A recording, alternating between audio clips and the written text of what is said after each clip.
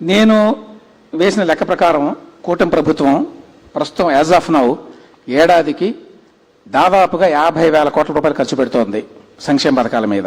ఎందుకంటే అందులో బాహుబలి స్కీము ఉన్నది, ఎక్కువనే పెడుతున్నా.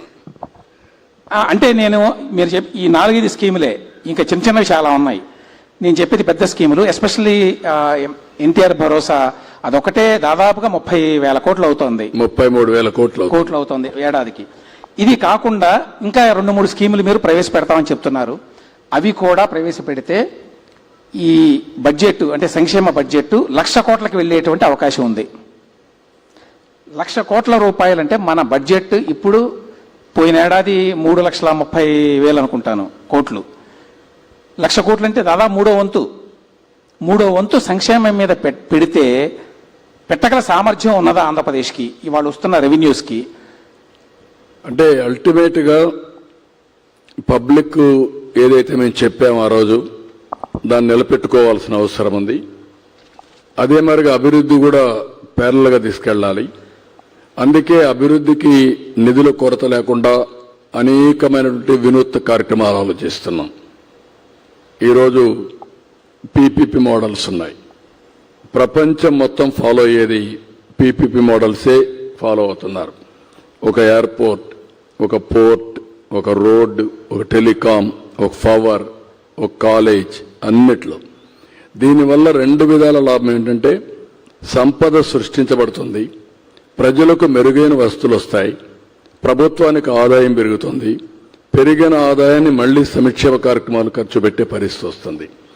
అందుకే ఒకప్పుడు ఈజ్ ఆఫ్ డూయింగ్ బిజినెస్ అన్నాం, ఇప్పుడు స్పీడ్ ఆఫ్ డూయింగ్ బిజినెస్ గురించి మాట్లాడుతున్నాం.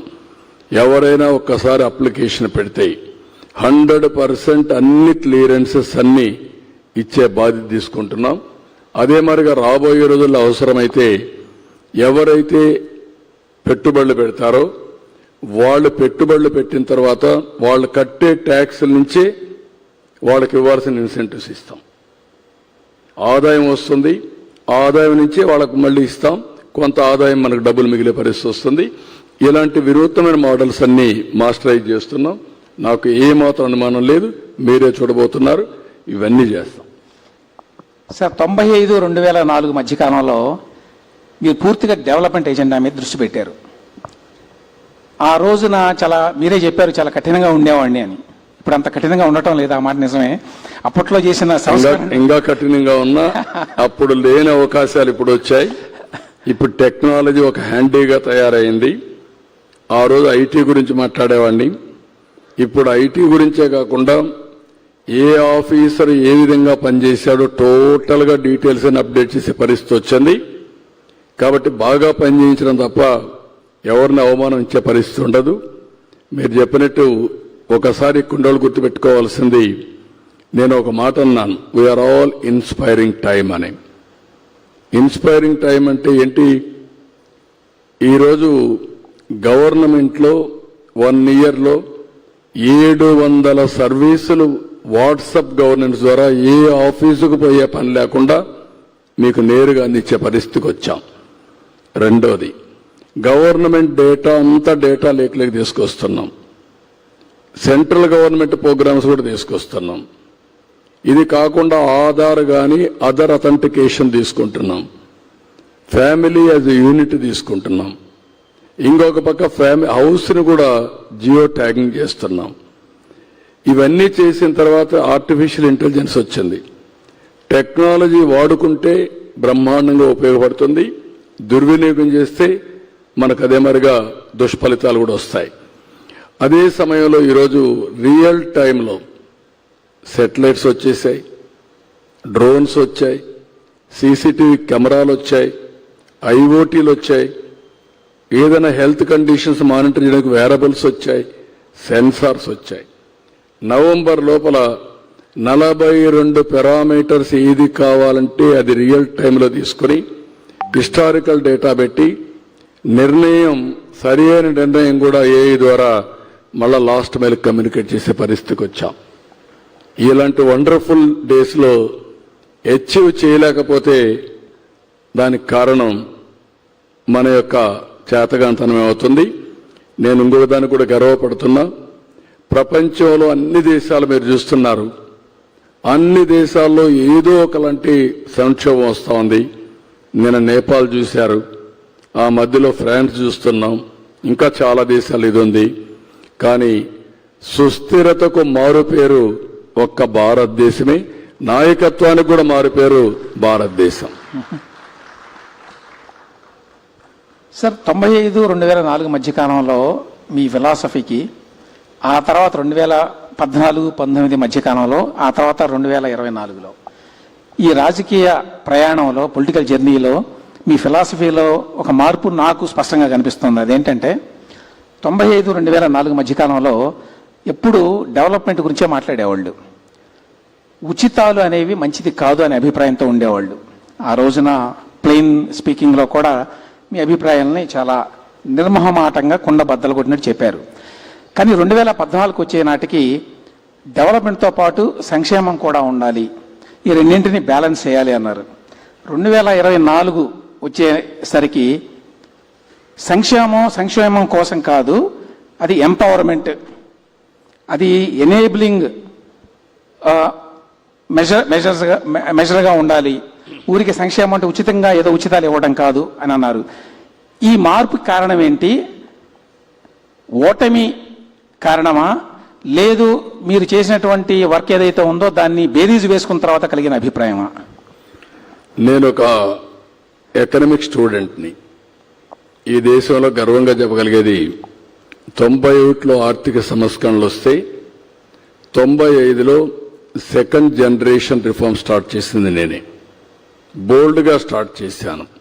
ఈ దేశంలో చాలామంది ఆర్థిక సంస్కరణ గురించి మాట్లాడలేదు. కానీ ఆ రోజు నేను చెప్పి ఇక్కడ మాట్లాడమే కాదు, ఫస్ట్ టైం దావోస్కు కూడా వెళ్ళి మేము ప్రపంచంలో ఎవరికంటే తక్కువ కాదు, మా దేశానికి రండి, పెట్టుబడులు పెట్టమని ఆహ్వానించాను. ఇలాంటివన్నీ చేశాం. ఈరోజు మీరు అన్నట్టు ఏంటంటే ఒక ఎకనామిక్ స్టూడెంట్గా ట్రికిల్ డౌన్ ఎఫెక్ట్, సంస్కరణలు తీసుకొస్తే సమర్థత పెరుగుతుంది, సంపద సృష్టించబడుతుంది, ఆటోమేటిక్గా అందరికీ ఆ సంపద అందుబాటులోకి వస్తుంది అనుకున్నాం. ఈరోజు జరిగేది మీరు చూస్తే కాలక్రమేణా P3 పబ్లిక్ ప్రైవేట్ పార్ట్నర్షిప్.